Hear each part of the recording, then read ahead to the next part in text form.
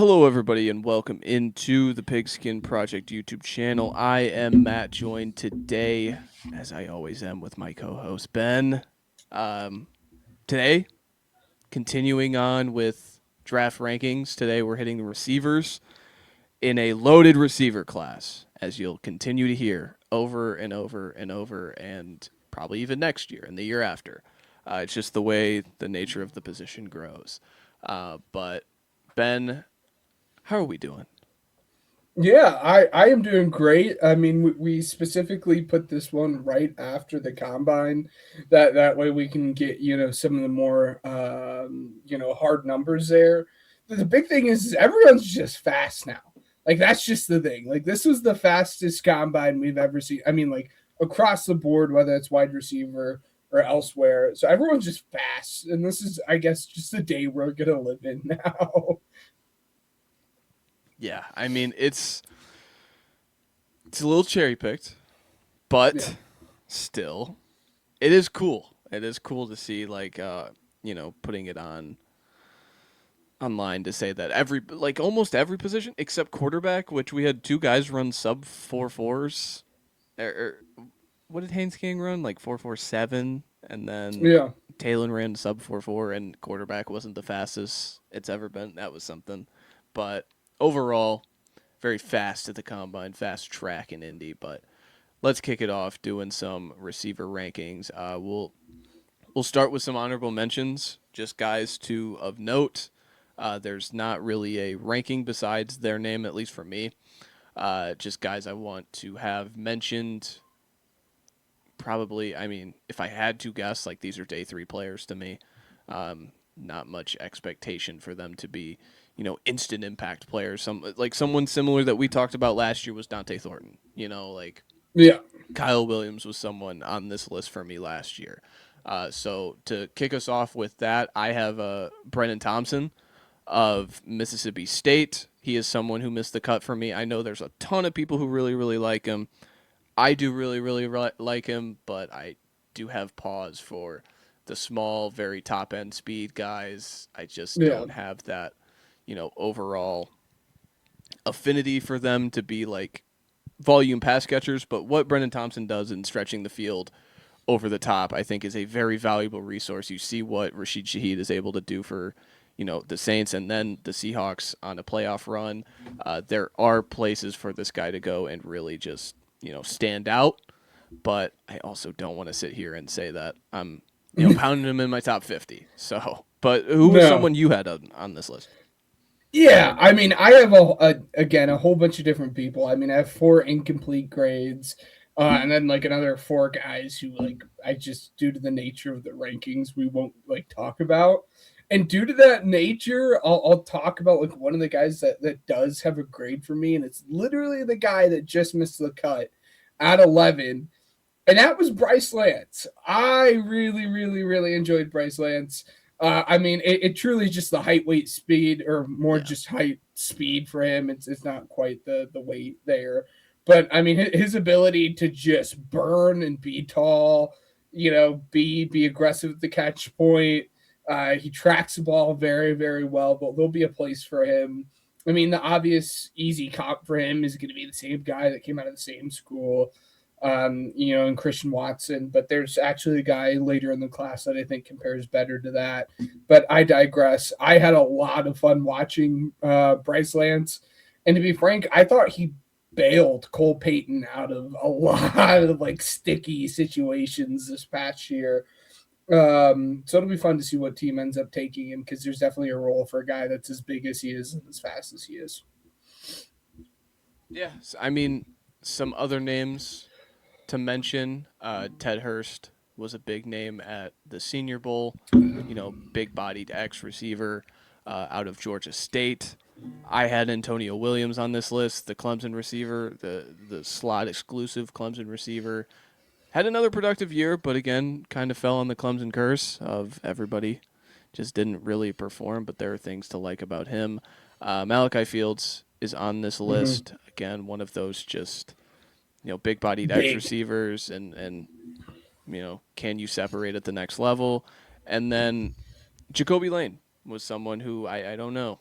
I don't know if he has the adequate play strength for his size to win at the catch point the way that he did in college. So I'm really interested to see how that translates. But um, I have I have a few names to get into at I'll get into 12 because I imagine 11 is on your list somewhere. Um, 12 is Kevin Coleman. Kevin Coleman out of Mizzou in his fourth season with a fourth different team. He's a slight, but it's not. He weighed like 170 ish at 5'11, but it's not like a tight frame. Uh, Yeah. he has the ability to separate downfield with his long speed. I think he's twitchy in the open field, especially Yak. 44 missed tackles forced in his last two seasons in the SEC. At Mississippi State and then at Mizzou, and he's competitive when attacking the ball. Multiple times, there were times where Pribula kind of puts it off his frame, and he's got to go find it and go get to those locations, and he does. So I was really impressed with that. But the cons, I mean, he's 170 pounds, so he's probably pigeonholed into being a slot.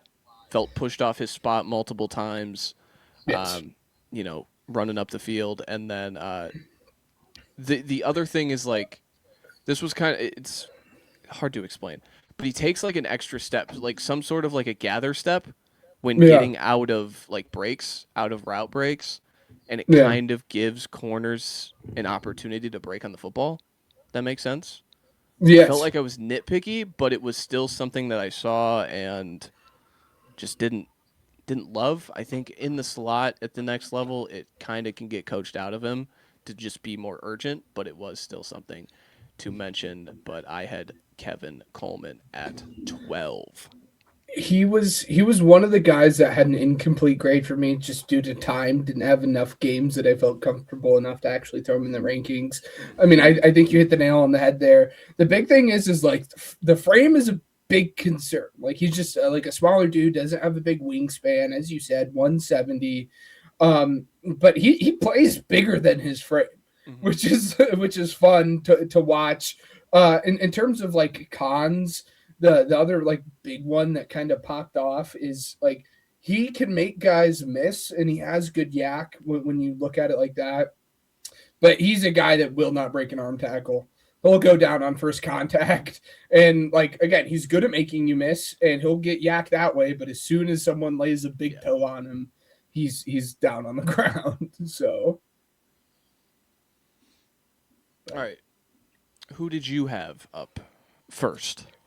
Yeah. I'm trying to think. I guess I probably should have just done my top 12 at that point because Bryce Lance was 11. So 12 for me is Zachariah Branch.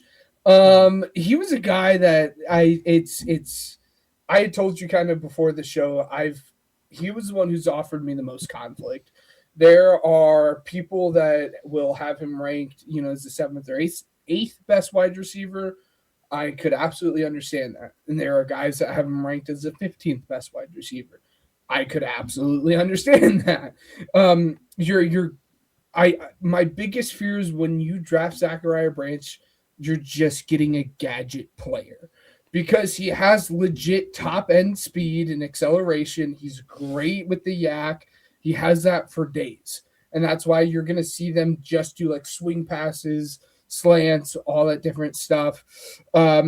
He's a great route runner. He has very, very solid, I don't see solid hands. He catches the football. He doesn't drop the football. I'll say he only has 2 drops.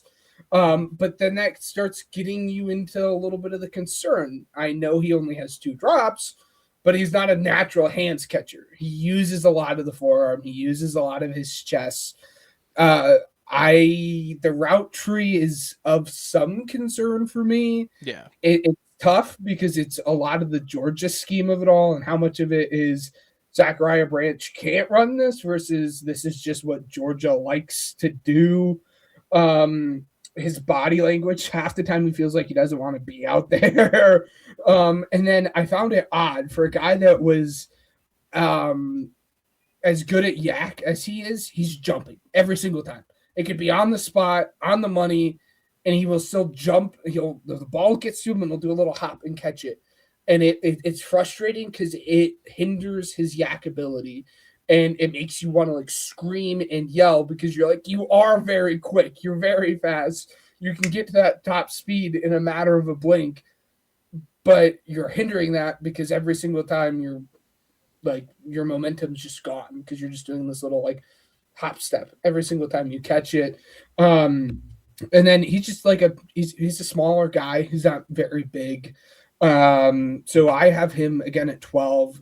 I could absolutely again see someone falling in love with all that top end athleticism that he has, and him coming in and being great at the next level. But for the time being, I think he's just going to be like a manufactured touch guy. And then from there, we will grow and see what he has. So, Yeah, dude, it's weird because like so he has his average depth of target this year at Georgia was it was 3.6. yeah, And that's like ridiculously low. But he yes, had a yards per route run of over 2.5, which is really good. And then so it made me like look up as we're talking about it, like Arian Smith last year, designated deep guy for them for this Georgia offense. mm-hmm. He had an average depth of target of 12.5, a yards per route run of 1.95. So like it's weird. It flashes in such weird instances with Branch that like Yeah, I see all the downfield ability. Like I see it. I yes, understand why it's like there and why he was the number one recruit at receiver in his class a few years ago, and why he makes the decision to go to the draft. Like all the physical gifts are there to be like one of, to have that like Tyreek Hill comparison. Like it's, even if it is a 1% chance, like it just yeah, makes sense. But yeah, he felt like there were times where I felt like it was just like he felt frantic a yes, little bit, and again that's to your point about the jumping and missed time jumps. Like they were like, yeah, I feel small out here, so I need to just make sure to catch the ball. I don't know if that's the way he's thinking, but it felt like that to me. But the biggest thing was the route tree is extremely limited, and so I have him at 10. I feel like I'm banking on the talent a little bit, you know, too much. I sure, don't know, yeah, but at the same time, like again, this is a good role player. This is a role that someone is going to want to have, even if it is like goofy and gimmicky, as I like to call it. I just he is similar to Coleman in that sense, and I think he does the things better than Coleman. Like, and I think he has yeah. that top end gear that Coleman didn't have, and who I have at 11. So that's why I had Branch at 10.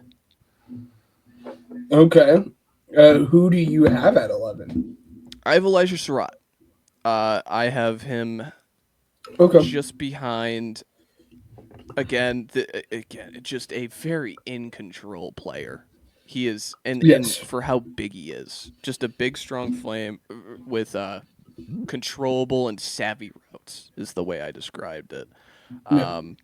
He is a specialist at all those big boy NFL over the middle intermediate routes, those crossers, those slants, those timing curls over the middle of the field. He is so good at those. He's physical and he plays the contact very well and consistent.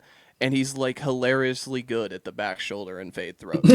Even if Yes. those are never going to be a thing that's consistently used in the NFL, but he's hilariously good at it. It's just a funny, very unorthodox specialist strength of his that I don't think I've ever really seen. Mm. The cons, it's and why I have you at 11. Like he just isn't explosive at all. Like he's not a twitchy player. He No doesn't have athleticism. long speed at all. Like he's not Yeah. an athletic player. Um, long and rangy corners give him fits. They just overwhelm and they just crowd space. Because I just don't think he has the Yeah. athletic tools to get away. But then he has a game he has the multiple instances against Oregon where he just feels like he is overwhelming the space against someone like Brandon Finney, who is really athletically gifted, and it's kind of just one of those things where, he's already got that old man salesman kind of to his routes already in college. He Yes. doesn't eat up space with long strides. Just felt like a tight player is the way I described it, and he may have to be like he as Branch is and as Coleman is. Ironically enough, even if he is like 7 inches taller than Zachariah Branch, he may be pigeonholed to a Is he? slot Yeah. Is he a big because slot? because that's how you get one-on-ones with him, and that's how you get him the football. It's so I'm interested to see. Do you view him similar to me in that sense? Yes, yeah. I mean we don't have like a wide range. I have him three spots in front of you. I have him at 8 for me. I prefer the bigger body guys, as you can see wherever it is. Mm-hmm. Um, so I obviously I'm gonna have those guys ranked a little bit higher, but all in the same way. Again, I the big slot is exactly kind of where my head went every single time I had watched him. I do view him very similarly. I think he has great body control, especially on the sideline. He has very natural hands, and it allows him to play through contact and catch through contact. Super aware. Like the dude was just a chain mover. Like when you needed to get a first down, where's Elijah Sarad at, right? And I often don't care too much for this when we're talking about wide receivers, unless it is like a pro. But he has like the give a shit factor in blocking. Yeah. Like he's not scared to get his nose dirty. He will block. He'll go down. And, he's not going to be the best blocker in the entire world, but like he'll help worth the second level and chip a linebacker to help seal the edge and open up a lane, which we love. And then yeah, I mean my concerns were you is just I in all caps I have just not an athlete. He doesn't have the top end speed. He doesn't have the agility, which kind of struggles makes it hard for him to create after the catch. And if he gets anything, it's just because he's big. But I just think he's gonna be like a solid, just a good wide receiver. He doesn't do anything like at a stellar level, but he's not like bad really at anything. That's why he's at 8 for me. So 11 for me. It's a guy I kind of got into a little bit at the top of the show, which 'cause my screws were a little bit loose there. Bryce Lance. Again, I loved his ability in terms of his height and speed. He is a great vertical threat because of it. He will absolutely burn you. He has the speed for it, and then you add to the fact he's 6'3" or 6'4", whatever his official measurement was. And it's not like a fake 6'4". Like he knows how to position his body, use his height, and use his length to win at the catch point. I think it was like a 65% or just under a 65% for these contested catches, which is a good number. It's a 50-50 ball. If you're above 50%, I'll consider it good for you. The main thing for him is just like, sure, we can talk about level of competition. I don't care. We can throw that out the window. If you're good, you're good. For me, it's routes, and it goes both ways. He just didn't have a very extensive route tree really at all. And he just ran very sloppy routes as well. He rounded. He didn't explode out of them. He didn't snap into breaks. And I think that's because he's just not laterally quick enough for it. The lateral agility and side to side stuff wasn't there, which also kind of gave him fits when releasing from the line of scrimmage, especially against those press man corners that want to just jam you into oblivion. But again, you're getting this guy because he's tall and he's fast, and he's just going to be your hope is he's just going to be a very, very good deep threat for you. So that's why he's at 11 for me. Yeah, he didn't make my list just because of that factor. Like I can't calculate the competition. Like over what was it? Almost 700 of his yards this season were classified under like deep yards for PFF. Like the Yeah. guy runs a mean post. Don't get me wrong, but like everything else, I think is just work in progress. I think he's just Yes. he's just such a raw player, and he's not really that young when in comparison to some of these guys in Yeah. this class. So that was something where I have no feel on this player, and I think someone would draft him in those top 3 rounds because of his physical gifts and see if you can figure it out. But that was something where I was just like, this is way too much of a project for me to consider with some of the guys in this class. So Sure. who is so right now I have 10 Zachariah Branch, 11 Elijah Surratt, 12 Kevin Coleman. Are your Yeah. 10, 11, and 12s also revealed? No, my 10 is not yet revealed. This is a guy that I've consistently have gone back through. There are times where I watch this guy and I'm like, I like you, and there are times where I watch this guy and I'm like, no, you're just big and thick. It's Chris Bell out of Louisville. First off, I think it's important when talking about him. He tore his ACL in November. You're gonna and that's simply just gonna hurt your draft stock. You're not gonna really get anything out of him until halfway through the season this year. So if you're drafting this guy, it's because you like what he's going to put on tape and you hope you can, develop him over the course of the next couple years. You cannot expect to get anything out of him this year. And it's not good. He has a history of just having really bad knee issues. But in terms of the good stuff that he offers, he's a big guy, he has a big frame, he's 6'2", and he fills out that frame. He's a big dude, which really allows him to play through contact and get yak that way. There are the 2 main ways you can get yak is by running over dudes or making dudes miss. He'll run over dudes. He has a good release package, unlike guys like Bryce Lance. He understands how to tempo his release, how to sidestep release, how to do all that different stuff, which we absolutely love. He's not scared to work over the middle. I think a lot of that has to do with the fact is he's just big and he knows he can run over dudes. And he really understands how to use that frame to box out guys and really use his leverage, especially on those comeback routes. Awesome. In terms of the weaknesses, again, it's the torn ACL. That's the number one thing. He's not a natural catcher. There were too many times where he had a double catch. Is kind of the best way to describe it, where it hits your hands and then bobbles and you catch it again. Mm-hmm. It happened a lot, more than I would like. He had a very limited route tree. Again, that's tough. How much of that is scheme versus anything else? That's basically what Louisville runs. It's either verts or crossers, and you better get good at those because that's the only thing you're going to be running if you're a wide receiver at Louisville. And then he just lacks suddenness. And again, a lot of that just has to do with how big and filled out he is. And he's going to be a good player. He fills out good. He's going to want to kind of run you over. He just reminded me a lot of just a thicker Elijah Surratt, but I liked Elijah Surratt's hands better and Elijah Surratt's football IQ a little bit better. So that's why he finds himself at 11. But I just think he's just a solid dude who can get it done as long as he can figure out whatever the heck is happening with that double catch.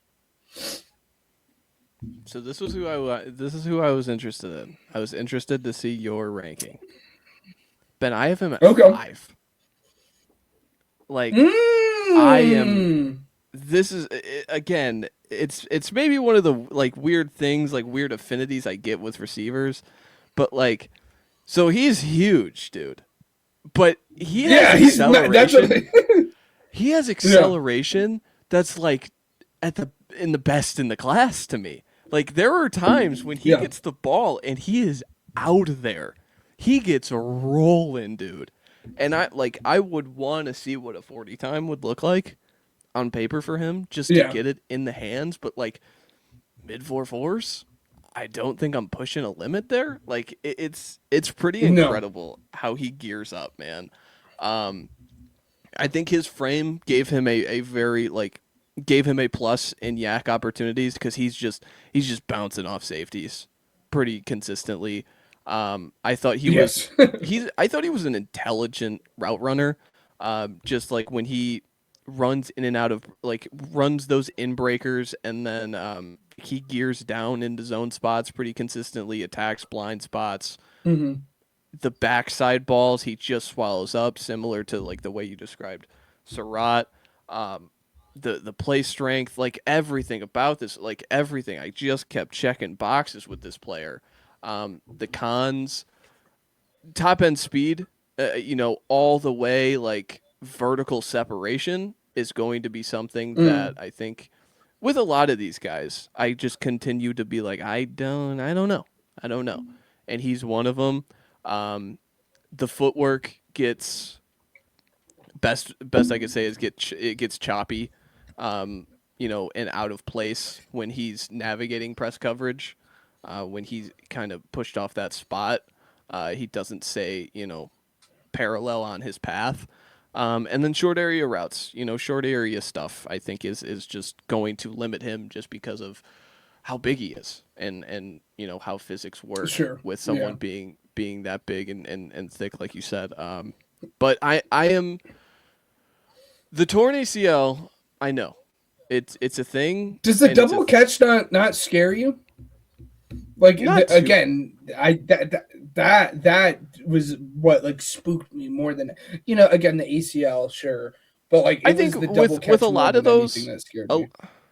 there were a number of them that I think were enough away from his body that he's just adjusting to where the ball is thrown. Where I think a Okay, better ball can kind of help that, if that makes sense. But sure. the torn ACL thing, like I think he's gonna be ready to go pretty reasonably. Like I think he's still gonna be like a PUP list guy, but it's not Yeah. something that I'm like holding back on. Clearly, I have him at 5, but Yeah. it's just this was a player that I went into it like, oh yeah, Chris Bell, Louisville. Let's see what you got, and just over and over, like it just very impressive. Just a very impressive player with his size that I'm like, I'm looking at the back end of that first round. Even I'm like, oh, could you Mm. imagine him next to Ricky Pearsall with the Niners? Could you imagine him in New England? With Drake May, like I just I was going places with this player that I was just didn't think I'd find myself. But this is a top 40 player. Yeah. Like this is a top 40 pick. It's probably a top Mm. 35 ish player for me. Probably top 30. I don't know. Just spitballing right now, but yeah. Yeah, you like him. Yeah, I mean, that's probably the highest I think I've seen anyone on him. That's for sure. So, yeah, he was my 10. So, who was your 9? Chris Brazzell out of Tennessee. Oh, okay. That's okay. I mean, this is this is one of those guys that you're either gonna like or you're not. It's just a long, wiry player with top end speed and acceleration. Just kind of what the Tennessee pipeline is continuing to do. I thought he attacked leverage of DBs consistently, and his speed just allowed it just pressured DBs in a hurry. Um, he's long legged, but it didn't like negate his route running ability downfield to I think me. it helped him dip into his routes hmm more. And then the ball tracking vision and body control, they flash often. And then like my cons were pretty simple. Like I think within 20 yards, just didn't throttle down great. Like isn't a Yeah. very elusive player when he gets the ball in his hands. Even at 6'4", strength isn't a calling card, which again, like it's a Tennessee kind of pipeline thing. Um, I know he was able to go up and win the ball a few times, but it flashing because of like that body control more so than the strength to me. And the route crispness, the route savviness, however, whatever word you use for it, I think it is limited. So, again, I think there's a lot of work to be done with a guy like Chris Brazzell, but I think the tools Sure. and just what he already possesses as a 6'4" ball winner down the field and being explosive is a great place to start. And so I think a pretty easy 3rd-round grade on this player, and see if you could get more out of him within the 20 yards. Go from there. Yeah, I mean, we'd all be shocked, and everything. That I had him at 6, and I wanted to rank him much higher. It was very hard to rank him much higher because the top 5 guys in this class for me are on a different tier than everyone else. I loved this guy. He was 6. It comes no surprise. If you're tall and you're fast, I will probably be in love with you. But then you added to the fact that I think he can be a legit ball winner down the field. Again, I do have concerns about his physicalness. But he has the frame to add onto it. He is, again, wiry is the best way to put it. I think you put it perfectly. But I think he has the frame to put muscle on to really be able to use that. And I mean, it's easy. And of course, I'm going to point out his best game that he probably had all season. But watch the Georgia game. It'll show you he can win downfield. He can win contested catches. Both of those shots in that Georgia game, he made guys look stupid. It was fun. But again, you covered it. I mean, he's 6'4". He has legit speed. He ran in the 4.3s at the combine this year. He tracks the ball very, very well. I was in the same vein you were with his hips. Again, long-legged, but it allows him to sink well in and out of those breaks and those comebacks. And he seemed very spatially aware, again, of where the sideline is and very control of where his body is. The number one thing that I put on there is he needs to add weight. You cannot be 6'4" and weigh under 200 pounds. That's just you're gonna get bullied. Guys will throw their weight around. Have fun. Christian Gonzalez will just jam you 5 yards in the backfield. Good luck. Inconsistent effort at times. There are times where you're like, holy cow, where is this dude? That's just a Tennessee what did I just thing, watch? though. That's they do that. They do that, man. When they aren't getting the ball or they know it's an RPO to the other side. I did this thing with Thornton last year too. Thornton, yes, yeah. And then there were times too he didn't use his size, and when he probably could have, he just resorted to just grabbing. He was a very grabby guy, which concerns me in terms of just penalties. And then he did have a few concentration drops where you're just you should have gotten that. Why are we dropping that?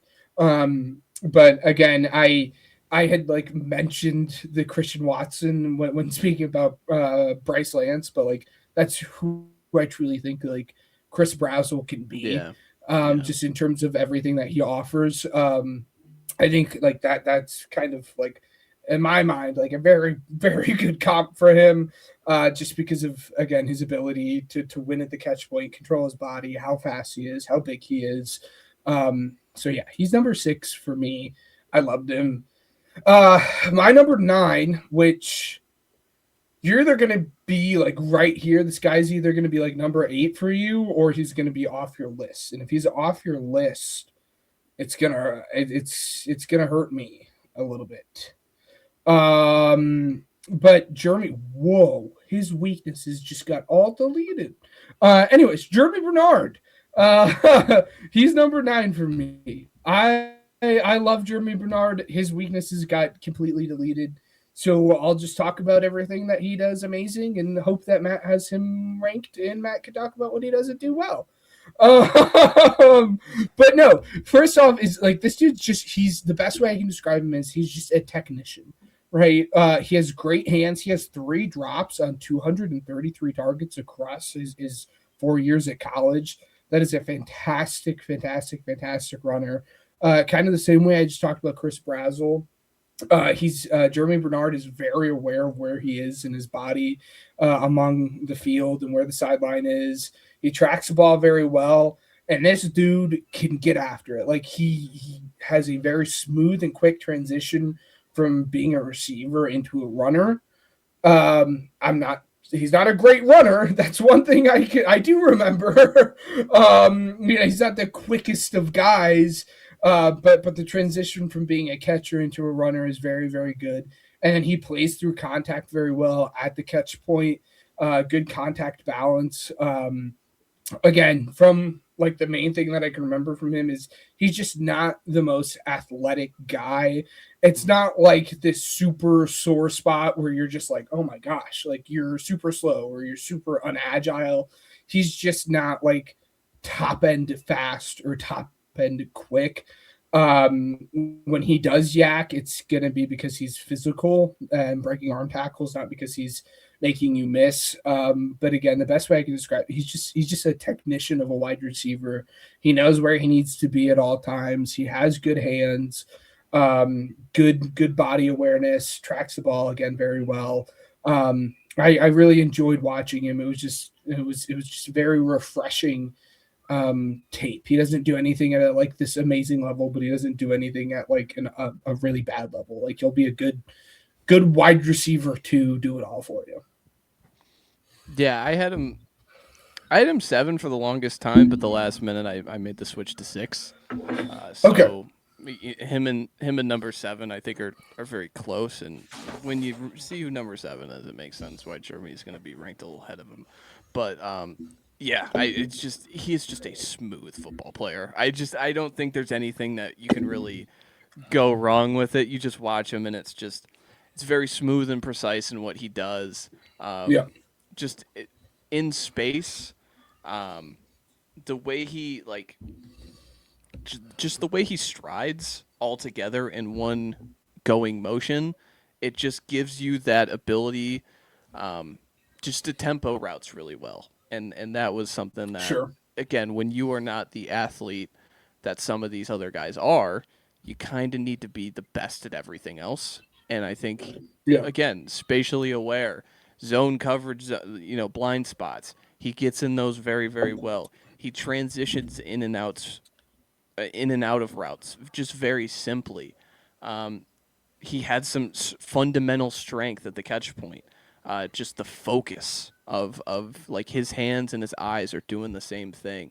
And then even as a yak guy, there's something there. Like they lined him up in the backfield to do some of that gadget stuff to get him the ball.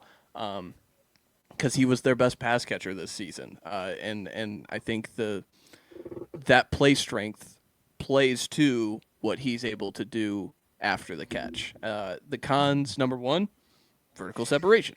It's just overall, like, I think you're not really looking at this guy and expecting him to get down the field in a hurry and vertically separate. He was twitchy in spurts, but never consistent. Like there were times where the smooth routes turn into like this little quick twitch, but it was never like a consistent down in, down out thing. I see like enough of an athlete to do it, but it comes and it goes. And there's a lot of guys in the NFL where it comes and it goes. And then the last one, is he a slot? I don't know, but he could be, pigeonholed there. It could be like what he is at this next level, just because of the athletic tools. But you think you play outside? That's why I wanted to frame it as like a question, just because I think there is a discussion to be had. And I think a team who drafts him in the top 50-ish picks will give him that opportunity, right? Like, I don't think there is, obviously I have him at 6, so I feel pretty comfortable with this player, but I've felt very comfortable throughout the process with him. I think it's just an easy, I think he's what people wanted Surratt to be. When you think about it, like I think that's the way I feel about him. So good to see us kind of, even if our rankings are a little different, kind of we're on the same page there. Yes. Yeah. He was my 9. So who's your 8? I don't want to reveal my 8. I don't want to reveal it. Oh no. Because your 8's gonna be my 4. You dirty dog, you. Should I reveal it? Well, really quickly, is your 8 gonna be my 4? I don't know who your 4 is. You should know who my 4 is. If you don't know who my 4 is, I would be shocked. I have not been scared about how much I think of the wide receiver I like, the kind of Yeah, guy that okay, okay. okay. Okay, it is. Okay. No, it's Anyways. not. It's not. All right, we'll do it. All right. Okay. We'll It's do it. My 8 Concepcion. was Elijah Sherratt. I've already. Okay. I was 7. I was 7. Okay, okay, So we're there. We're okay, there. okay. 5 years ago, Matt would have this player in his top 5. Like, and to see where I've come, and I like having that awareness. The pros, twitchy and explosive playmaker. Period. Yeah. Like all like maybe not all 3 levels, but all 3 levels has the ability. The acceleration within the first 20 yards is just as good as it gets, right? The short area footwork combined with his suddenness, just he is a nightmare to handle from the slot within 3 seconds of the snap to me. And he is competitive enough times when the ball is in the air for it to be a plus to me. The cons were just as damning as they get for me. Like I think he drops the football a lot. The drops were always plaguing his production, and it's like there's so many times where he's just waiting for the ball to hit him in the 7 in his chest. He did it at State too, and like I kind of throw away what he did at NC State. He was a fake receiver at NC State, and I'm very happy for the kid to get out of there and go to a real offense, go to Colin Klein, and he's able to have that ability to stretch the field. But overall, for as dynamic he is in the intermediate, he just doesn't separate downfield. There's a reason he didn't run. No. So I thought that was something that really showed up to me. I just don't think he has that top end speed that you would want from a player of his like prototype, of his archetype. And then I mentioned it with Branch, like he feels out of control at times where he's just in a hurry to get to spots. And it also didn't help that I was like, oh, your teammates like better. Like Mario Craver is a much more smooth player than he is. And I was just I just couldn't get there. I couldn't get there with, top 30 buzz with him. And there's a lot of people I trust who really, really like him. And I've seen him as high as as the 4th receiver off the board. I could not get there with that player. I think I understand the explosiveness, but all the other stuff to him, I couldn't get there. Is the best way I put it, because I don't want to sit here and just shit on the player for 5 minutes. But like what he does in the first 20 yards, I think is special. And if you can weaponize that, and he goes to a really creative play caller, like it's gonna work. Like it's the same way Pearsall worked with San Francisco. I was always lower on that player. He goes to a very smart and unique play caller, and they just figure it out. It just works. So Concepcion at 8. Did you have anything to add on this player? No. Again, we see him the exact same. I had him at 7. Again, he's twitched up. Like he is a jitterbug. Like he's explosive. He's quick. It allows him to create. Yeah, gives him a good release, as you said. Everything in the first 20 yards of football you love. But for me, it was more than anything. It was the drops. You cannot have 19 drops. Like if your whole thing is like we're gonna get you touches because you're explosive, you better catch those touches. And you had 19 drops, and that's just like it makes me gross. Your job is to catch the football. I think if you said it perfectly. I am just talking kind of out of my, what at this point. I have him at 7, same exact reason. At this point in time, all of my wide receivers have been covered through my top 5. So, like, quickly, my 12 through 6 was starting at 12, ending at 6 was Zachariah Branch, Bryce Lance, Chris Bell, Jeremy Bernard, Elijah Surratt, KCC, and Chris Brazzell. And then my top 5 have still been unnamed. Doing quick math, my number 4 is not in your top 5. Mm-hmm. So, yeah, I have Coleman at 12, 11 Surratt, 10 Branch, 9 Brazzell, 8 Conception, 7 Boston, and 6 Bernard, 5 Chris Bell. So yeah, Denzel Boston. I'm gonna let you go. You cover Denzel Boston. yeah. This is your guy. You have him at 4. Yeah. Talk about him. Yeah, I have him at 4. I've loved him since the start of the process. He is the antithesis of the player that I fall in love with. He is a massive dude, a giant frame. I think you're drafting Michael Pittman when you're drafting this guy. I've never really moved off of that. Okay. And I think you're getting everything from that. When you see that he's 6'4", he's the exact wide receiver that you think of when you hear that he's a 6'4" guy. Again, he has massive frame. He can play through contact. He has good contact balance. He fights off tackles. He high points the ball very, very well. He's a good red zone threat. The 2 things he doesn't do well is he's not explosive because he's so big. And this guy cannot read zone defenses. Like, it was bad. Like, it was like, that's the one thing more than anything with him. Like, I think he will have adequate speed to win downfield because he is as big and as aggressive at the catch point, and he can fight through the contact and position himself well enough that he'll be able to win downfield. And that's why, like, that is not the concern for me. It's his inability to find like where those dead spots are in the zone is just not there. And it's like gross. He does not know how to find where the open spot is in the zone. But again, he's just a massive dude. He knows how to use that frame. And I just don't think there's many guys that play the way he does at the NFL because you are so big. You're really just going to be able to bully a lot of guys with your size.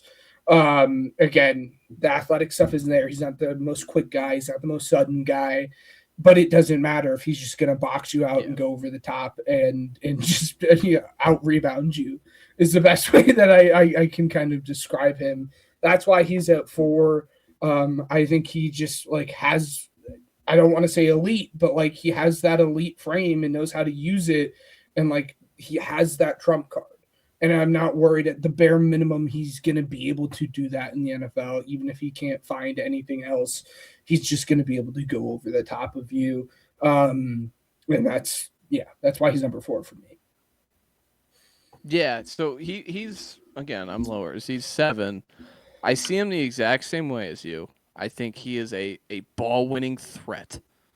And like even some of that like short like acceleration on double moves was something like right out of the double move was something I noticed. Yeah. The way he attacks like man coverage separation is I'm just going to run this route so hard that you're just not going to catch me. So it's like, do you and it makes me question, do you have the athletic gifts? But it pops up too much specifically against like bigger competition to me. When it was like just mirroring your size on the sideline, it just like he didn't command the room the way I was hoping. He's not a real twitchy player. I don't think it's a player that I'm kind of like I can kind of put you in the slot here and there.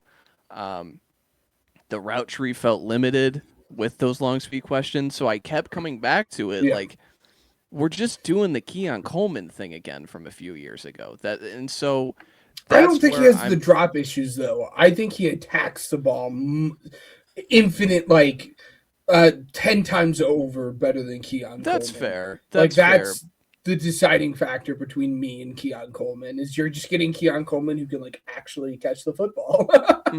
Yeah, that's fair. But I'm just speaking strictly from the just the big body guy who isn't quite the athlete we were hoping to see, and Sure.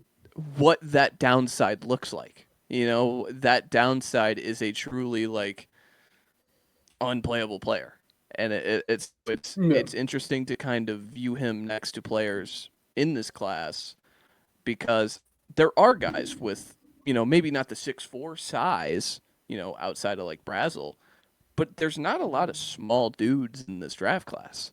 So it's not like I No. think he's this this unicorn where it's like if I need size, I got to go find Boston. So it's interesting because I have him at 7. I had him at 6 for the longest time. Kind of one last rewatch with him next to Jeremy. I flipped the 2. Feels like again Mm. I'm lower on him than consensus, but I still really do like the player. Like you said, just like what he does attacking the sideline, it is real deal stuff. But I'm always Yeah. hesitant on those players and how that translates to the next level. I think it's Yeah. kind of I think we get more wishful thinking with those players than we would want to hope. And that's why I'm Sure. always just like, I'll just be out on all of them. So I'm never wrong. But yeah. Yeah. Um, my 4, I'll talk about Omar Cooper for a minute. Perfect. He was my Um, 5. So yeah, so his pros, like he is a compactly built player who makes his money in the slot and creating after the catch. Who's that sound like? It's Deebo Samuel. Like that is. I know we do it's this guy looks like Debo every year. Like Omar Cooper, what he does and how he wins is very Debo-esque. yes. He has great pace, never feels sped up on all 3 levels of the field. His body control and verticality, how he wins when he's high pointing the football, acceleration in the middle part of the field when he catches it and gets going. Like that was the big Debo thing to me. Like that's what Oh yeah. it just really gets going. Just great yak ability. And then the cons, like said it earlier, like is he just a slot? Maybe, maybe not. He ran pretty much exclusively out of the slot for Indiana this year. He was his most productive. Can you still play him outside? I think he's enough of an athlete to figure it out. But I think you're going to get your most production out of the slot, personally. The route tree felt bare. Again, Yes. another question. Is that him or is that the RPO style? Because he's working out of the slot.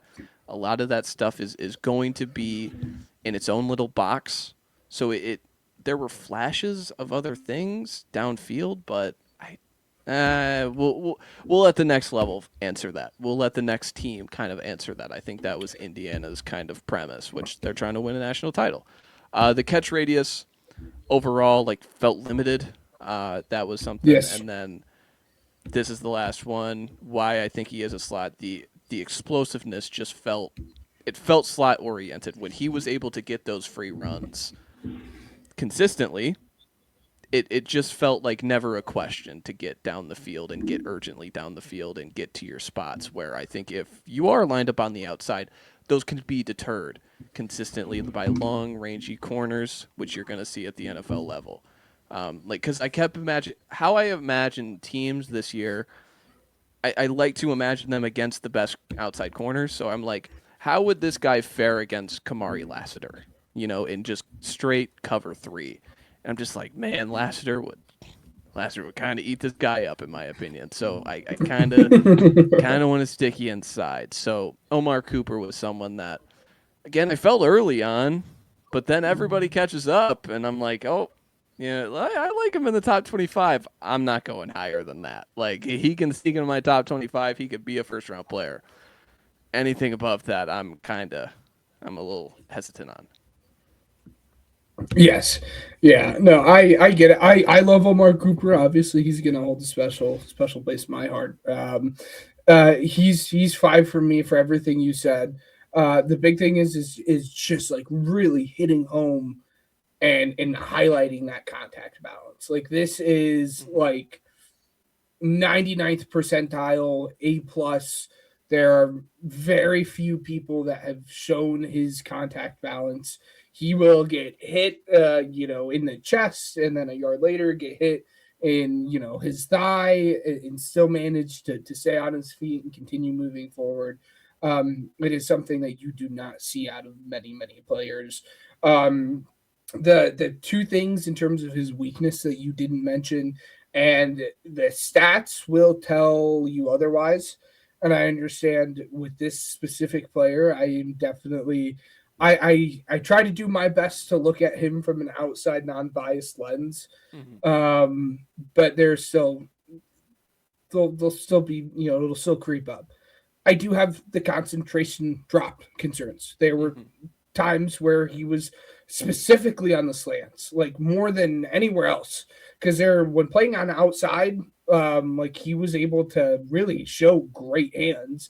But I don't know what it was, if fear of getting hit, but on the slants, there were too many times where like he was just looking away while catching the football to try to again prep to see if a hit was coming. Yeah, I don't just know what getting it upfield. was. Yeah. Yeah. Which I wasn't a big fan of. And then this is part of the reason why I think he's probably will be a slot only guy. It's just the man coverage. He didn't necessarily deal with it the best. But I love him. Again, I think Debo's the best way to put it. Again, he's explosive, has great contact balance. Find a way to get this dude the ball. One more thing in terms of weakness. Does the production scare you at all? Like, he wasn't like this super productive wide receiver over the course of his career, given you have to consider the playing situation he was in, and he really didn't have, a good quarterback until last year, and didn't really have an elite quarterback, obviously, until this year. But it seems like his most productive games weren't even in like the big games. Like in the games that mattered, it felt like the ball was going to Surratt or Charlie Becker over Omar Cooper. Does that concern you at all? Not too much, just because I feel like there were so many times where, again, those two are just kind of dialed in with Mendoza in a different way than Cooper, Mm-hmm. and how they win on the outside, and with those like RPO, like specifically like those hitches, he's Yeah, just going to spray that to bigger bodies because they're just going to have the radius the to wider go catch out and radius. snatch it. But not really, just because like even the touchdown production was really good. Like the down the field in those money spots. He had 20 touchdowns in 2 seasons, but Yeah. not too much for me. No, I Okay. get why that would be a Yeah. I concern, mean, because he's a 4-year player, and like this is the first time he's really had a season yeah, of, yeah. yeah. It's a concern, but it's not enough for it to be like a major concern. It's like keep that in the back of your mind, but it's not enough for me to knock him at all. I mean, obviously, I have him here at 5, so I agree with you.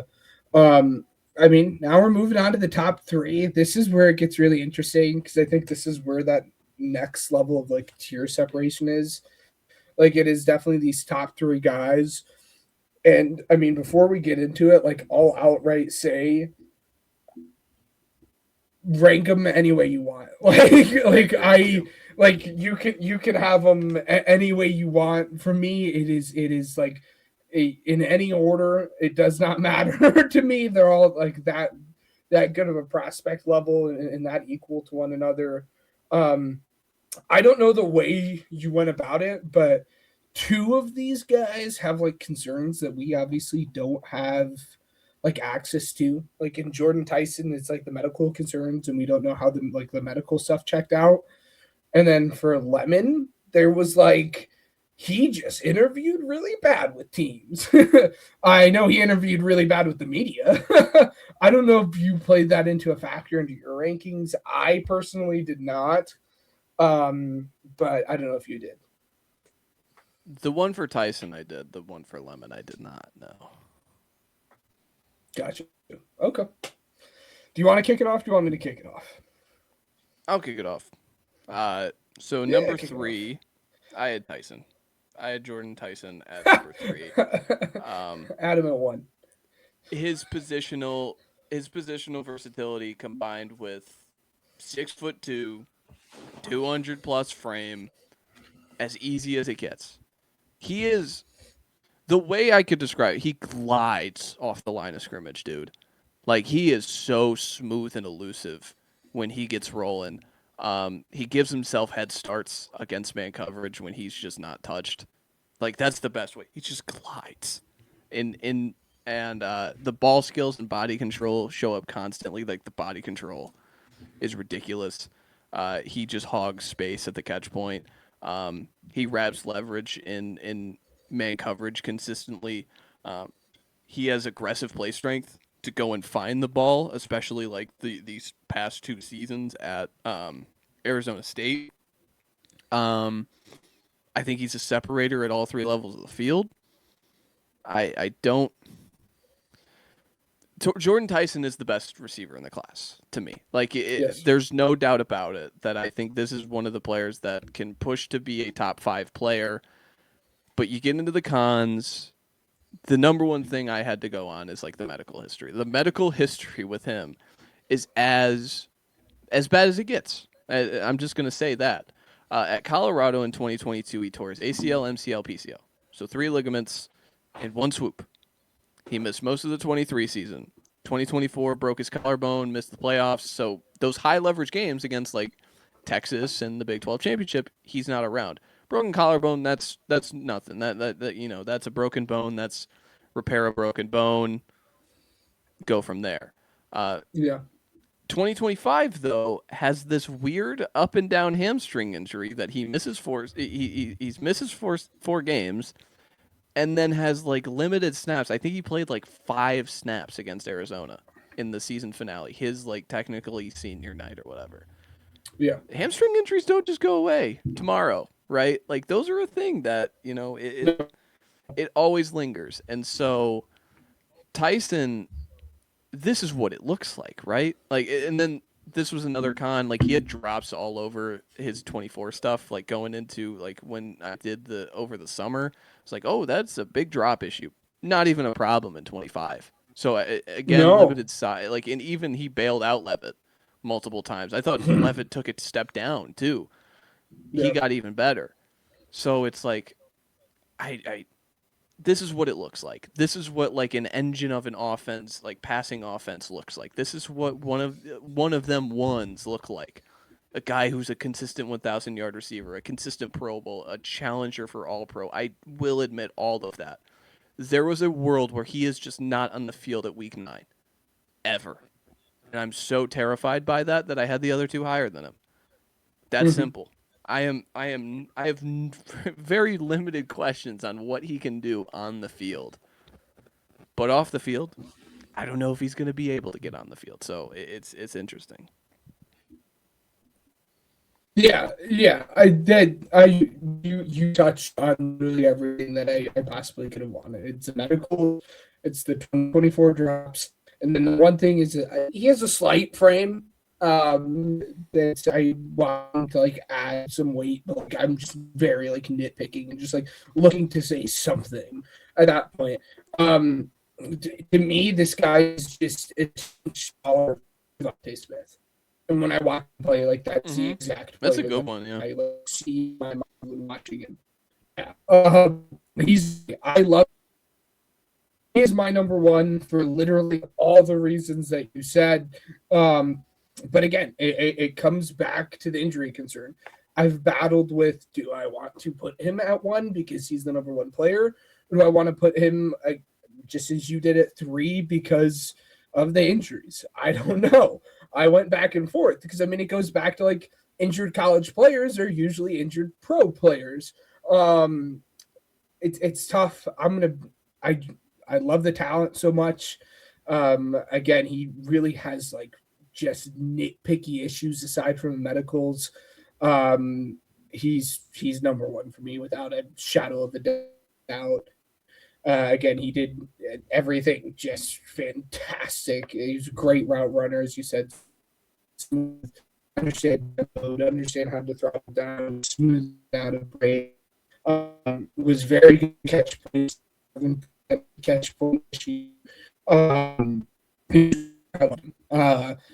My number 3. This is I struggled so much. And I promise it's not because this is back here, guys. It's Carnell Tate. He's so much fun to watch. This is one of those guys that just doesn't really do anything excellently.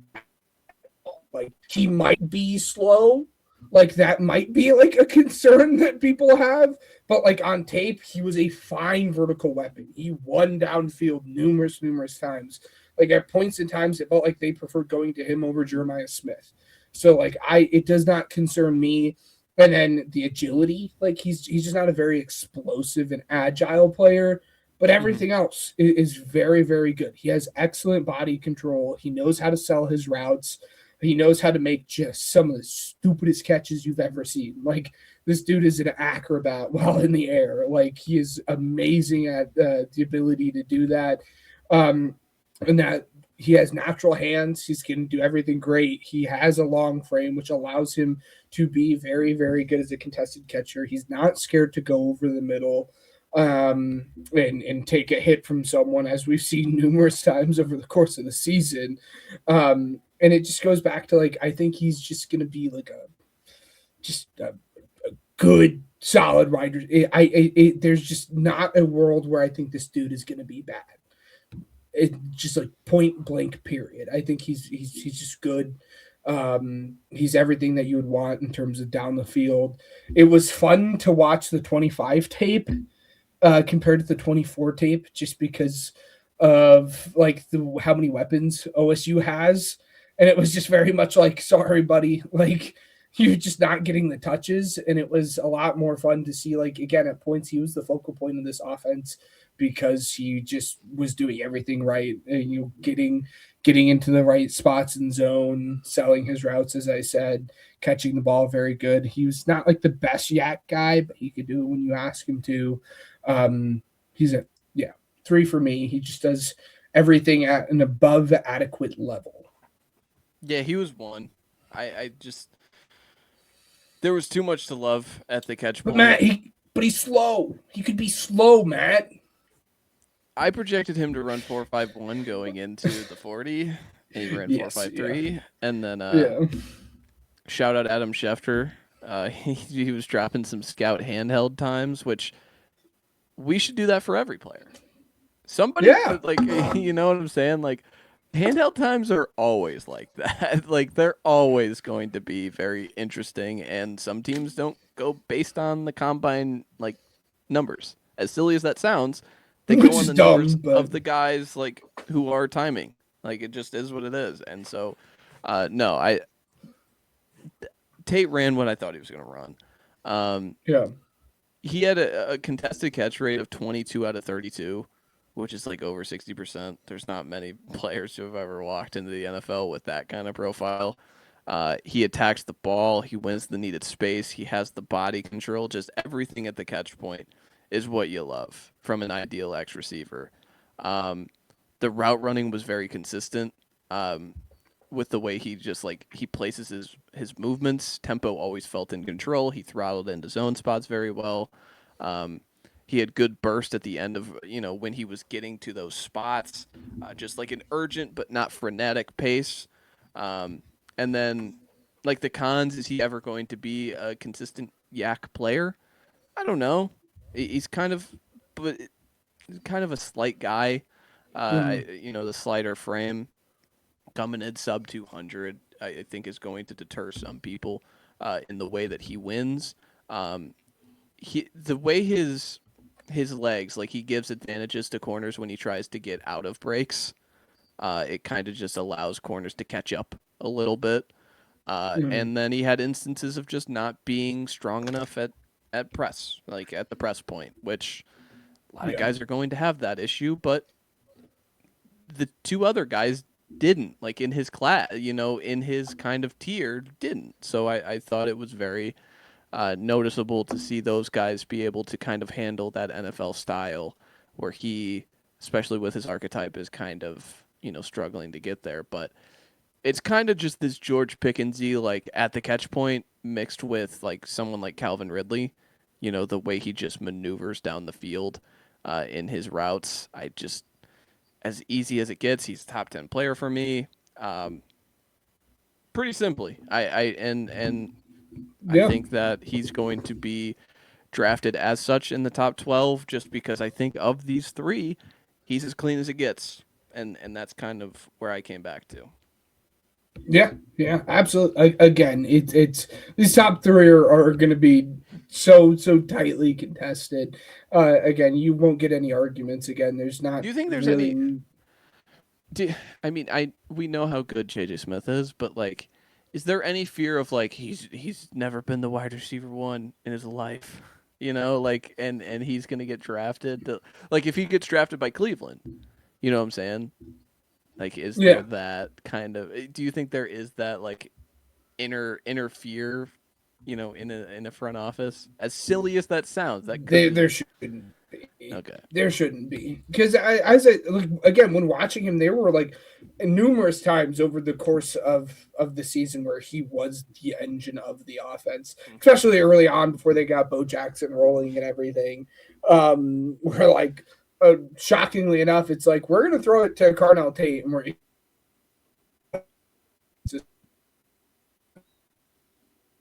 The other thing too with Tate is like I just think that coming into the season, I don't think I was just not this high on him as a player, and for him to figure out the other stuff of like the salesman pitch as a route runner and all the just being able to marry his feet with his body, I'm just I'm impressed with it. I'm impressed for him to improve in the way that he did from yeah. year to year, and it doesn't give me much question at the next I'm level not that he's yeah going to be able to I'm not continue to concerned. ascend. Well, and you could have said that about like any of these guys coming out of OSU at any given Mm-hmm. point, right? Like, uh, yeah, I'm not concerned at all about it. Yeah, I think you're going to get a very good player. There are like a group of people that like are concerned that he's just going to be a really good wide receiver too, which baffles me, and I'm wondering Mm-hmm. how much of that just stems from exactly what you said, just the fact that he was never a number one in college. But no, I think he's going to be great.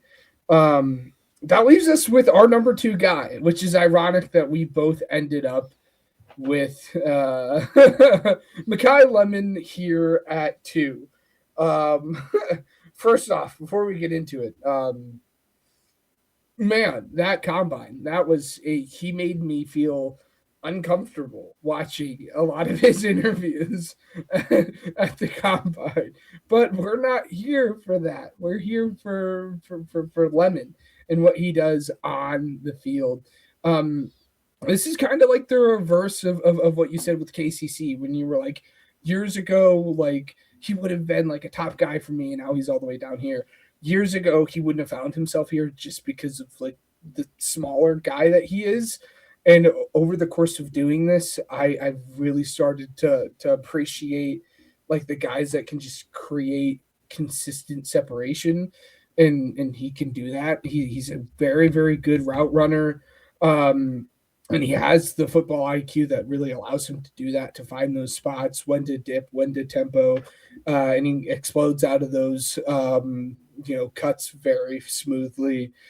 He plays so much bigger than his size. It's like I'm blanking on which game it is, but like I can envision it. He's in the back right, or I guess back left corner of the end zone, and he's like jumps. It had to have been like 40 inches in the air and just goes over the top of the guy, and you're like, yeah, he's the best contested catch wide receiver in this class. Who would have thought the short guy's there? But here he is, and he's not. But he plays much bigger than what his size is, and than what like his wingspan is, in his catch radius is. But again, he creates consistent separation. He's an explosive guy. He has very very good yak. Like you're gonna get the ball in his hands, and he will create, and he will get you an extra 20 30 yards out of a single catch at any point in time. And again, he just has excellent football IQ. Then you like get into some of like the cons about him. is he's a smaller guy. And despite him being good at the catch point, there are some concerns that like arise about his catch radius and then just like him physically Mhm. just getting beaten up and kind of like getting pushed off of his spot if he can't shake a guy. And Press kind of struggled and made him struggle and look, a little sad at times because of that. Um, I think he will probably be a slot only guy. For me, that doesn't, I'm not super turned off by like a guy that especially plays as good as him only being slot. Like, who cares? He'll be out on the field. He'll be a slot. You're gonna make a way. You're gonna find a way to get him out on the field. And then the other thing is I just don't think he's an elite burner. He doesn't have like that Yeah. amazing top end speed, and I think a lot of that's just due to his first step. Because I don't like his first step at all. It's off the line of scrimmage. It's slow. At times, just seems uncalculated even. Um, but again, you're just getting a smart football player. I likened him to just a yak, Tyler Lockett, with his ability to play bigger than his frame, know where he's at, having the football IQ, and being just a very crafty route runner. Yeah, I think you touched on most of the stuff. Like, I think he's so sudden with his compact frame. He again the play strength and the contact balance like give him a great yards after catch ceiling. 34 missed tackles forced in his 2 seasons starting at USC. Um, the catch point stuff really shows. I mean, even if he is limited in his length, it doesn't stop him from going to get the ball, and he's a down to down competitor even in the run game. I just described Amon-Ra St. Brown. Like again, it's that's what's so hard with this, where it's like Amon-Ra is so unique in the like how hard he plays and how competitive he is over the middle of the field. Makai Lemon is the closest thing I've ever seen in a prospect Yeah. to getting there, and ironically enough, they wear the same helmet, so I'm helmet scouting. You know what I'm saying? Like, it's so tough, but like the cons, um, long and physical corners are just a nightmare for him. Like he was almost schemed out of that Notre Dame game against Leonard Moore. Like Leonard Moore came Yeah. into the slot and said, "Hey, here we go, kid," and it was a up and down game for him in that kind of in those conditions. Oh, at night in Notre Dame with one of the best corners going up against him. I think he still had a pretty productive day. I think he had some splash plays throughout that game. So again, he's still able to create down the field. But that was something that was one of the games that I wanted to watch. I wanted to see you kind of figure it out, and he didn't, but had still moments. Um, the athletic tools combined with length could limit him to ever being like a true engine of a passing offense. Where I do think Tate and Tyson have that ability. So again, like I know that there's a lot of JSN. There's a lot like I just said Amon-Ra St. Brown, and Amon-Ra St. Brown is an engine of a passing offense. It's hard to bank on that, right? Yes. It's hard to sit down and say like he's definitely going to achieve that. So again, like I think he could be almost that hovering around consistent 1,000 yard guy, but ever being like you know when you draft these top 15 players, now you're hoping to get that splash season of like 1,300 yards here and there. So just throwing that in there. And then last thing, the vertical separation was was limited. And you mentioned the first step. I agree with you, but he also doesn't have the like incredible long speed. No. Like there are guys with bad first steps who can make up for it with his size and get that like long speed going. He doesn't really have that. I think everything is just, and that's why he's a slot. He's a slot player. Like that's it. Yes. I'm not going to question it. I'm not going to throw him outside. He's walking in the door as like a top 7, 8 slot receiver in my mind. I think there are so many teams that could just benefit to just having him on the field. Um, yeah, man. I just there's not a lot of question marks with this player, and that's why it's pretty easy to for me. Even if I like Tyson the player a lot more. Yes. Yeah. Absolutely. So as you said at the top of the show, very, very. It's a good class. I feel like this is the point that we're gonna just get to every year. There's a lot of like if you want a certain type of player, you can find it in this class. If you want a bigger body guy, you can get Denzel Boston. You can get Ted Hurst in the later rounds. If you want a more like gadget speedster guy, you could get, a an Omar Cooper here, or you could go in the later rounds and get Zachariah Branch. You want the taller, faster guys, you have that in this class as well. So pretty much anything you possibly could want is in this class at a very, a sliding scale of skill level Mhm. and confidence. It has it all. Before we recap our top 12, I have two questions for you. This is excluding the top three guys, because obviously it's easy to list the top three guys for either of these questions.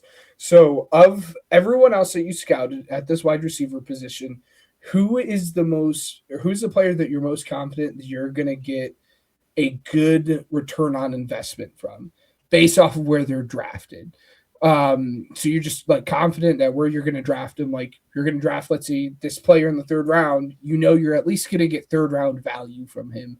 Who are you most confident you're going to get a good return on investment? I think because I'm higher on him, and I think he's gonna, someone's gonna have to gonna get an ACL value. I think it's Chris Bell, just because I think the size and the frame is just so easy to just put in there that I think he's got the ability to play the X because he has the size to do it. I think he could play the Z because he has the acceleration pattern to, really threaten down the field. So, and I think he's going to go a little later than the NFL, what he would if he was able to do all this testing and do all the Senior Bowl activities. So, Mm, that's one where I came away pretty confident in what I okay. think I'm going to get from a Chris Bell. Okay. I'm Jeremy Bernard for everything that we had said with him. He's just a technician. He does everything at a very sufficient level. On the flip side of that question, again, outside of the top three, because you could very easily just say Jordyn Tyson and say I'm done. Yeah. Who is the guy that you think has like the biggest variance? So like could be a top player out of this class or could be out of the league within the next 4 years. So like upside, like he's gonna be great, or is he's gonna bust out? Oh man. For me, it's Brazzell. Like I think Brazzell has the ability, if he can put it Yeah. together, to be fantastic, and we can look back on this class and be Yeah. like, how did this guy get taken at the back end of round two? Or we could be like, You have him. yeah. You have him six. Like he wasn't someone but like I'm maybe Omar Cooper. Maybe it's like he just doesn't have that competitive fire to play in the slot, and you can't really put him on the outside because of Mm-hmm. his route limitations. That's kind of where my mind goes. I don't know. I'm shocked you didn't say KCC. KCC is where my head went for I think you. I just think his explosiveness, like Hollywood Brown, has lasted. Like Mm. I think. Oh, maybe. Yeah. There was a comp I did comp him to KJ Hamler before, like while I was doing this. So Mm. there is Yeah. there might be a little bit of a Ah. KCC in there, just shouting him out. But yeah, I I'll go with Omar Cooper. I don't love it because I do really really like the player, but there's a world where it just what it takes to thrive in the slot, and maybe he just doesn't have it. We'll see. Yeah, yeah. Really quickly to a prospect too that like I think is worth talking about. I don't know how much you end up watching him. Um, I'm lower on him, so I'd love to pick your brain really quickly, and people can hear it. What are your opinions on Skylar Bell? I went into it like very happy, and I'm like, yeah, I'm gonna like this guy. And the more I watched him, the more I'm just like, ugh. Like you're small, you have had drop concerns literally your entire career. You have not really played like any high level of competition, and anyone that is like above 6 foot or is gonna press you hard is going to give you a bad day. Yeah, you kind of said it where it's like it's really hard to see the athlete because I just don't think he was going up against competition that I can compare and project to the next level. Like overall downfield, it was pretty good at times, but also when you're operating with like an above average quarterback at that level, it just feels like you're on easy mode at times. Like I've Yeah. seen it in the past with some of these guys, and I've fallen for some G5 players. Um, I think he's a really competitive player. Like Yeah. he's an older player, so that again is going to kind of, I don't want to say limit him, but overall, I came away like I came away higher than I thought I would be. If that makes Mm, sense, I thought I would just be like completely out on the player. I can see the vision of him being like a Roland Z, if that makes sense. Like he is your motion guy, sure. but overall, like I didn't put him in the top 12. So again, that like kind of tips my hand on where I thought of him as like a you know draftable player. But like he's got juice downfield. He's got competitive. He's got the competitive gene to him. So I mean, when you have those things, I think it's pretty easy to like kind of like the rest of what he can do. Okay. Hope he figures it out, Okay. right? Yeah, yeah, of course. I mean, I hope he figures it out. I mean, that's a big thing. He was one of the guys that like I went into it, and it just from the get go, I was just like had my concerns. Versus like a guy like Ted Hurst, like I went into the Could process, and I'm like, I like you, Ted Hurst, and then he just got knocked down. could he be something like Skylar Bell? I'm just thinking, could he be someone like Mims, like Marvin Mims, where it's like it's again it's spurts, but that's kind of where it's like this playmaker with the ball in his hands has the speed to stretch and be this kind of clear out guy, but he's never going to be a consistent like 50 catch player, something like that. That's kind of where I see him. Gotcha. Okay, I could see that. I could see that. So there you go. That's the wide receivers. Yeah, I mean, still, uh, we still got our fastball, able to go almost 90 minutes talking these receivers. I think again, this is a fun class to really talk about, um, as they all are going to be. This is the joke I'm going to continue to throw, just because we have so many of these 7-on-7 camps, exclusive with these receivers. I think so many guys are just catching the ball every year so many times that I feel like it's going to be hard to ever have a bad draft class with the wide receivers. I know there are some teams Yeah. probably sitting there saying, should we even draft one this year because of the guy coming out next year? I'm interested to see how that goes.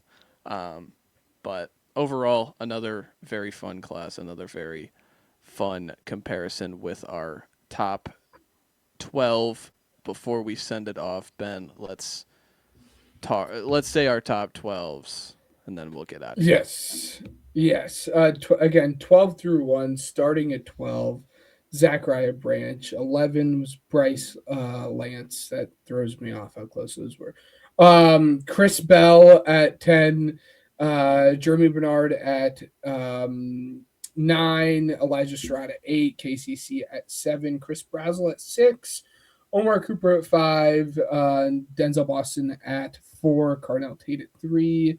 Makai Lemon at 2, and Jordyn Tyson at 1.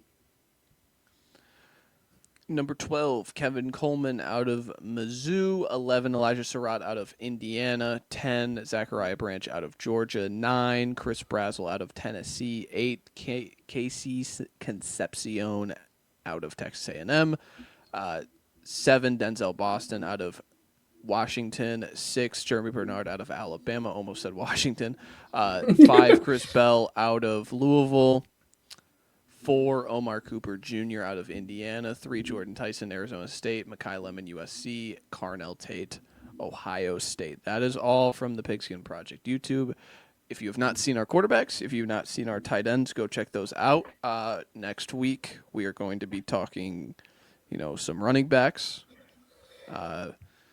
probably going to be live for a little bit next week because of the free agency. Frenzy is opening up, so I think that kind of opens Yes. the door for another live show. But that is all for us. Make sure to like and subscribe if you enjoyed the content.